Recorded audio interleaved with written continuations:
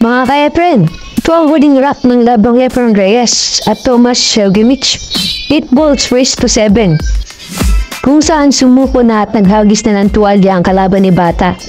Panoorin natin. Sa tagpong ito, si Shelgimich ang tumitira at stripe na bola ang kanyang pinili.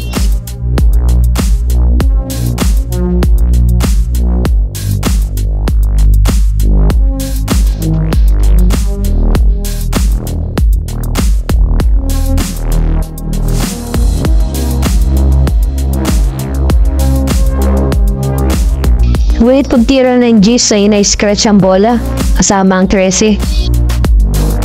Kaya si Efren ang titira ngayon.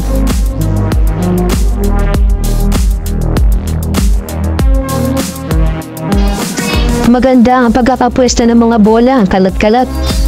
Kaya sa tingin ko, ubusin na ni Bata ito.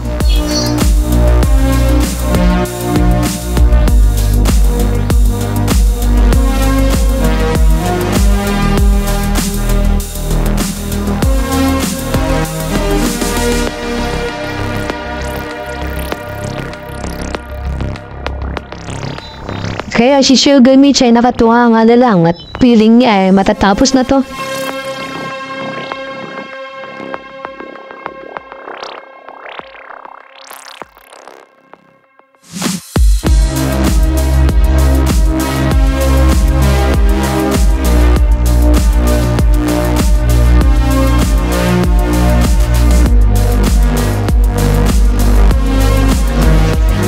At ito na nga, titirahin na ni Efren ng 8, ngunit bago niya tirahin ito, ay hinagisa na ng tuwalya ni Tomas ang table. Tanda ng kanyang pagsuho. Im Center Court gegen den Magier zu spielen.